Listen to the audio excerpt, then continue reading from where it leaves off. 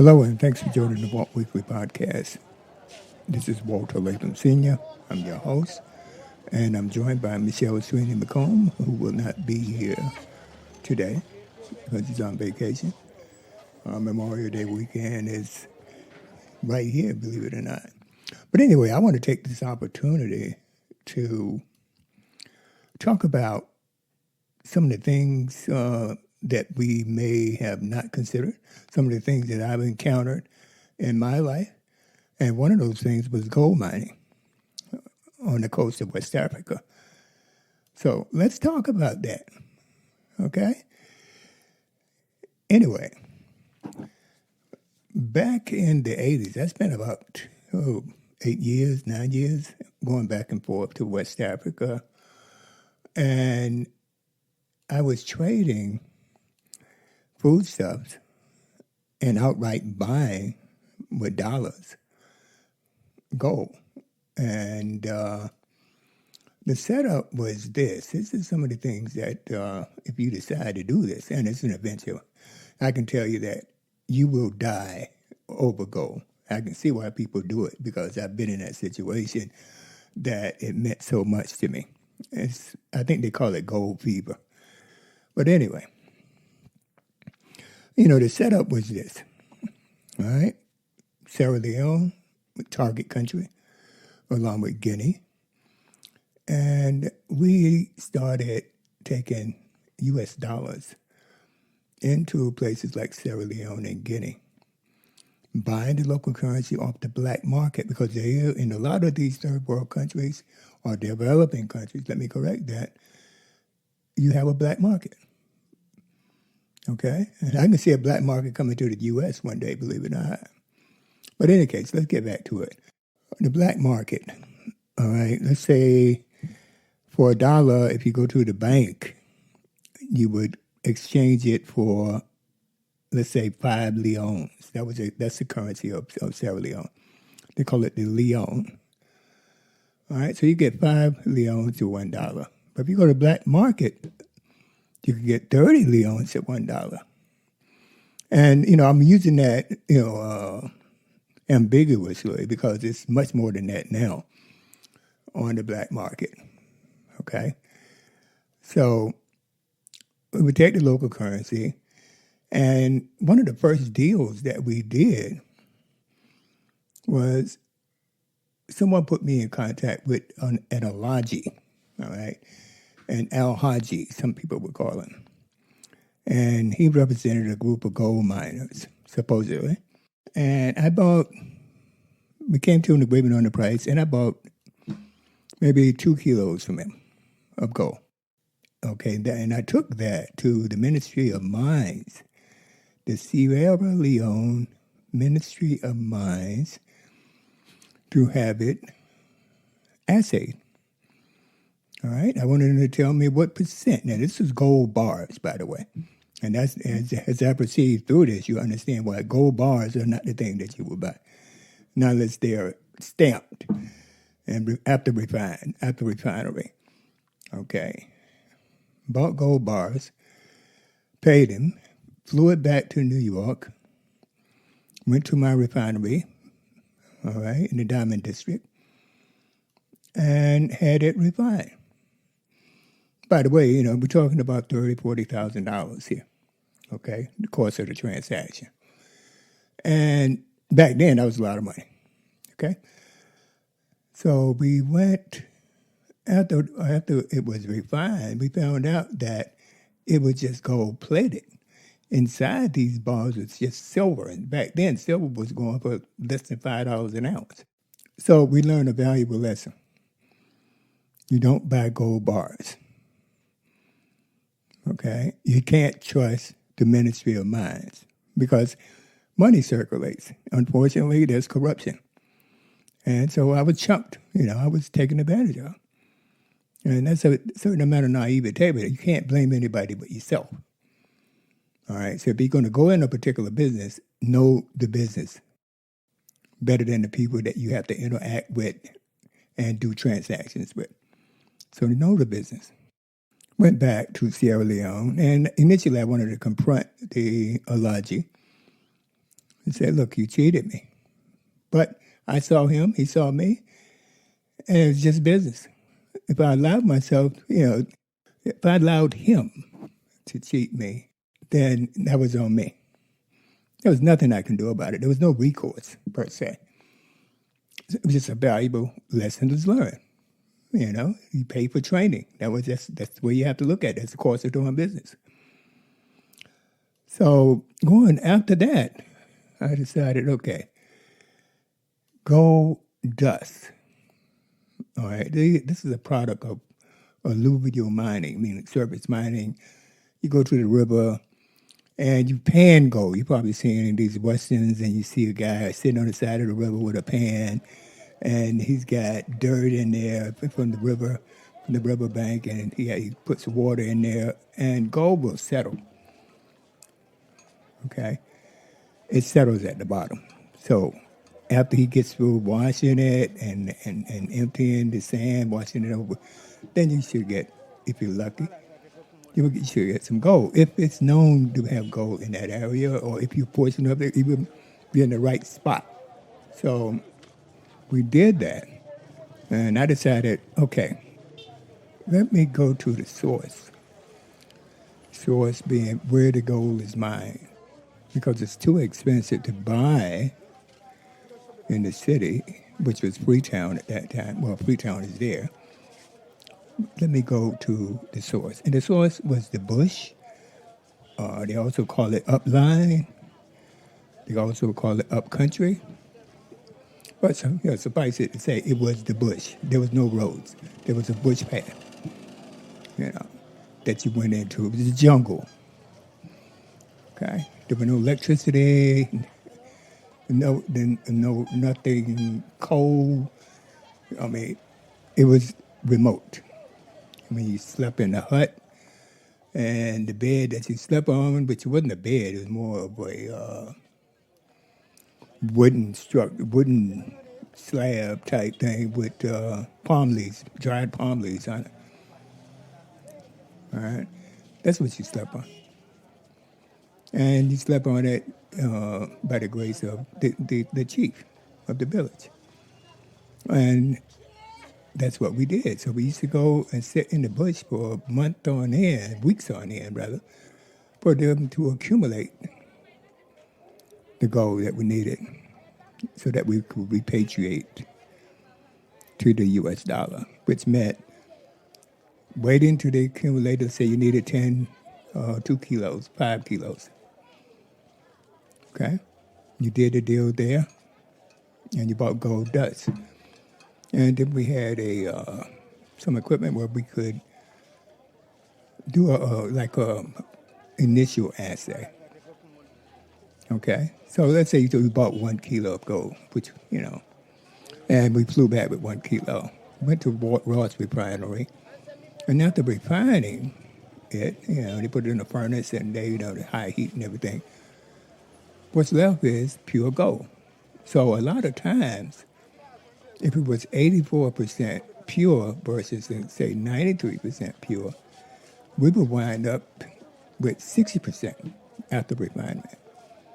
So if we paid $100, we only getting $60 back. Where's the profit? So we tried that in Sierra Leone, and we tried it also in Guinea, upcountry in Guinea. And then we decided that, we have to remove the middleman completely.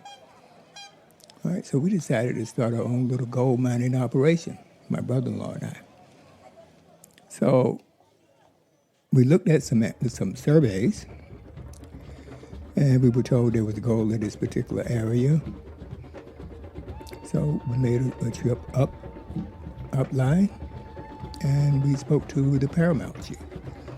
And the paramount chief is like the chief of the region. He's a regional head, but then under him are chiefs, village chiefs. Okay? So we spoke to the paramount chief. He referred us to a village chief, and the village chief allowed us to mine on this particular river. So we got our supplies. We built a sluice machine out of wood. We had a small sluice machine. And we hired about 15 guys from the village to do digging. So we had shovels, sluice machine, and of course we had our sardines, supplies, and stuff like that. But we didn't, back then we didn't have bottled water. There was no bottled water. All right, you drank water from the river, okay, or you drank it from the chief's house. But anyway, it originated from natural, from the well water. But what I remember mostly is when we did get situated and we started the operation, we would dig gravel for like 4 days, side of the river, on the riverbank. Okay?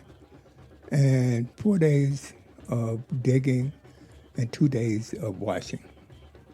So we would start on Monday, and we would we would dig until Thursday.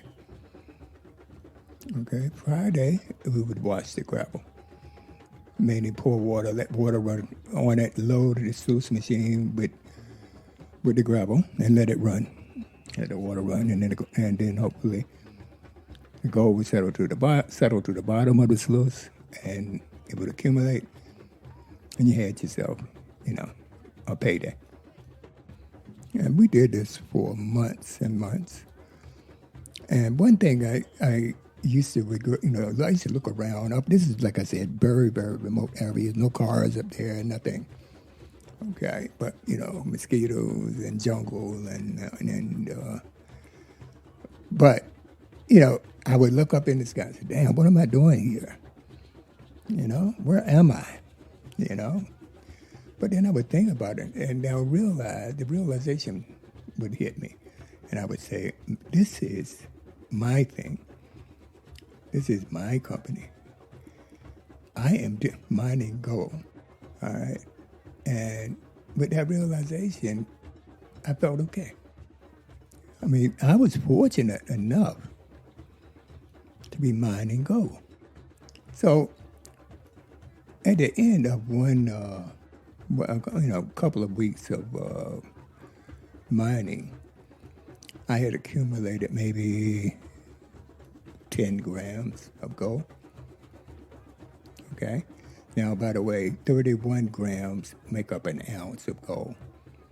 Okay, if you notice now, gold is about around $2,000. It fluctuates. It's about $2,000 an ounce. Back then, it was around $220, $240 an ounce. But you can imagine, that was something that was an experience. But I think what I'm trying to infer here is that I would not change anything. I remember the times we sit at night on the chief's, at the chief's house on his veranda or porch or whatever you want to call it, and we would talk, and I would ask him questions about how it is being a chief, and you would have all your word is the final say. Okay, and have all the wives and things, all the he had it all. So I asked him one question though. One time, I said, "Look, Chief, what about your wives? How does that go? You have more than one at a time, or how does that work? And he said, "Nope, you can't do that. That's not allowed. We have what we call a tribal council, which is comprised of the elders of our tribe, of our village, and they can get divorced.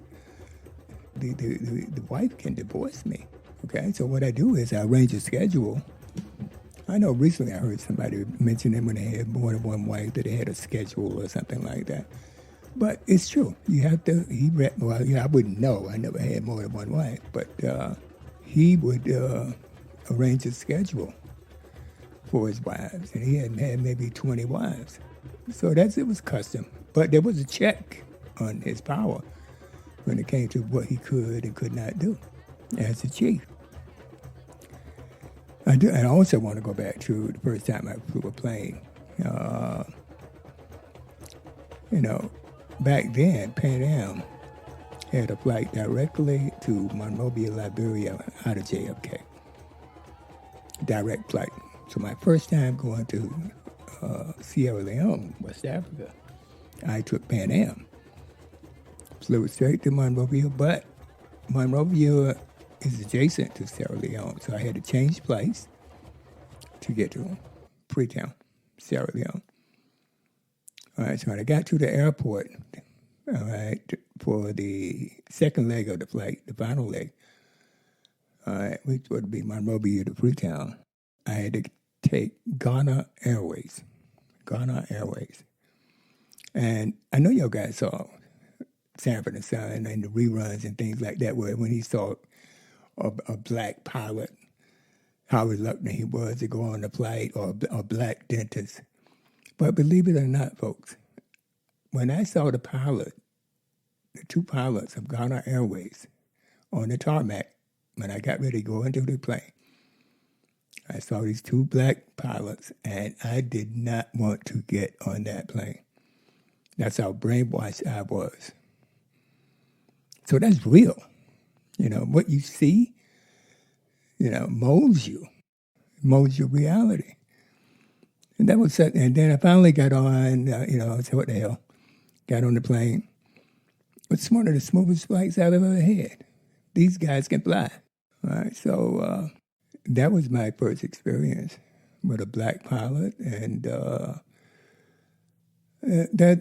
that's going to be the end of this particular chapter. I mean, I got a lot more that I want to discuss with you, but I do want to share the mining part of this with you because of the opportunities that may be available to you other than, trying to be an influencer or this and that. I wouldn't trade the experiences that on the continent with anything that I've done in my life, except for my family, of course. I mean, to be able to live and live as a native and see all the, and realize that what you've seen on National Geographic and other, nature channels about what was in Africa and the people in Africa, to see it, the reality that people are not necessarily that way. That anywhere you go, you got your educated people and your uneducated people. So they just focus on the uneducated, the village people that live in the rural areas, live in the jungle. That's the excitement and the appeal that they have pushed. And that's what we've seen. So it has shaped our view of Africa, of the continent, wherein we group it, all the countries of Africa, we put them in a group and say Africa. We don't do that with the United States. We don't group and say, well, North America, we could do that. But you hear the United States. Same thing should apply to Africa, the continent. It should be Ghana. I mean, you got Nigeria, South Africa, Guinea, Ivory Coast. I can go on and on and on. Kenya, Uganda. I mean, one thing I did learn, too, is that, and this I think would be more of an overarching viewpoint, is that you learn what life is about when you travel. Okay? You learn life. You're not compartmentalized. Because without travel, seeing how other people live and how other countries are and the way they operate and the way they live their day-to-day lives, without going there and seeing that, you just, I don't know, you just don't grow. You really don't grow. I'm not pushing for everybody to go to different countries, but it would be nice if you could. It would be nice if you could. So I'm going to end this chapter with, and as I said, there's a lot more to go on the mining operation because I was there almost 9 years. We got the mining part, and we have the railroad scrap metal deal. We got the rice deals. I want to talk about all of those. So if y'all guys or anyone out there decides that, yeah, I like the adventure. I like to try that. Yeah. Listen to the Walk Weekly when we run these, and we take time to run these type of series where we talk about my time in Africa, where I could share with you the mistakes that I made, the assumptions which were incorrect that I made, and now knowing that the facts are the facts, and people are not stupid because you live in the bush. Everybody thinks you're ignorant, but these people know their business. They know the diamond business. They know the gold business. Whatever business they're in, they know it. And so when they see a foreigner, they see an opportunity. So I just wanted to tell y'all guys that until the next episode where we talk about gold mining. And there's a lot more to talk about. Thank you for joining the show. And I'll see you next time. And by the way, on behalf of Michelle and myself, have a great weekend. Bye-bye.